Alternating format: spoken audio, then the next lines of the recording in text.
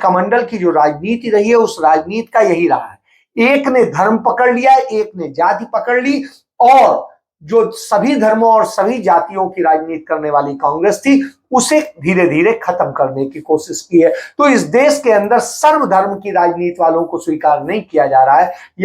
राहुल गांधी का जातिगत जनगणना की बात करना और सारी ओबीसी हो या सारी जातियों का एक आकलन, वास्तविक आकलन आने की जो बात करना, वो वास्तव में आज भारतीय राजनीति के लिए और भारतीय समाज के लिए आवश्यक है, क्योंकि इससे बिल्कुल एग्जैक्ट फिगर पता चलेगा कि कौन जाति, कौन धर्म के कौन लोग किस तरीके से किसमें है, कितने पिछड़े हिंदुओं में है, कितने मुस्लिम्स में है, कितने अदर्स जाति धर्मों में है, ये भी एक पता चलेगा। तो जातिगत जनगणना इसलिए भी जरूरी है क्योंकि भारतीय जो सामाजिक संरचना है वो जाति पर आधारित है, तो यह भी एक महत्वपूर्ण है। इसके साथ साथ यह भी है कि जिस तरीके से पिछड़े और सारे सब आते हैं और कहते हैं कि हमारा बहुत बुरी स्थिति है सब चीज, तो वो भी सामने आना चाहिए। जैसे यदि मान लीजिए सवर्ण जातियों में भी लोग आ रहे हैं और उनकी भी स्थिति खराब है तो वो भी पता चलेगी। तो आर्थिक, सामाजिक सारी चीजों का सामंजस्य बनाने के लिए बेहद जरूरी है।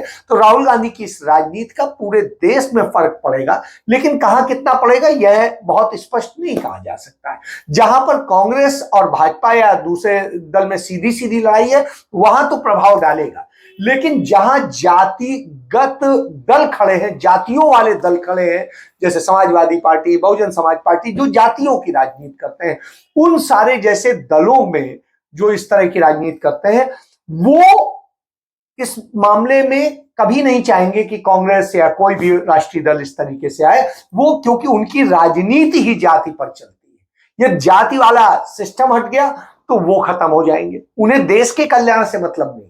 तो इसलिए राहुल गांधी के इसका प्रभाव समग्र रूप से राष्ट्रीय परिप्रेक्ष्य में तो होगा, लेकिन बहुत ज्यादा कांग्रेस को इसका फायदा मिलेगा यह मैं नहीं समझता हूं। जिस तरीके से जातिगत जनगणना की बात राहुल गांधी ने की और ये सारी चीजें आती हैं, उसमें एक चीज आती है, क्योंकि भारतीय संरचना हम जानते हैं जाति पर आधारित है।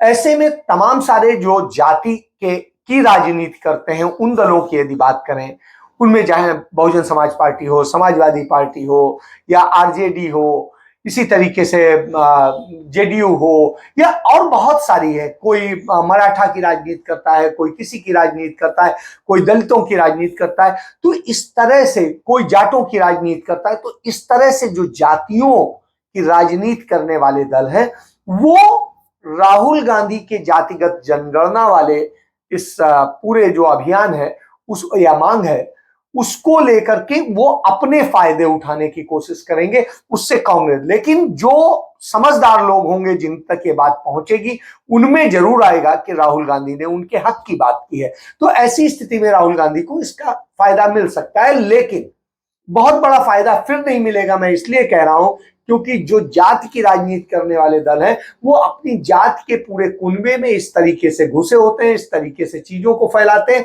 इससे। और ये मंडल कमंडल की जो राजनीति रही है उस राजनीति का यही रहा है। एक ने धर्म पकड़ लिया, एक ने जाति पकड़ ली, और जो सभी धर्मों और सभी जातियों की राजनीति करने वाली कांग्रेस थी उसे धीरे धीरे खत्म करने की कोशिश की है। तो इस देश के अंदर सर्वधर्म की राजनीति वालों को स्वीकार नहीं किया जा रहा है। यहां पर तो एक धर्म वालों को स्वीकार किया जा रहा है जो नफरत के बूते खड़े हैं, और एक जाति की जो नफरत फैलाते हैं उनके बूते खड़े हैं। तो यह स्थिति है और उनका तुष्टीकरण है और इसके बूते हैं। वही कांग्रेस पार्टी का जो रहा है वो रहा है कि सबको साथ लेके चलना है, सारी दल, सारी जातियों, सारे क्षेत्रों, सबको। तो उस कारण से उसका एक कोई बहुत बड़ा वोट बैंक तैयार नहीं हो पाता है। तो यह बात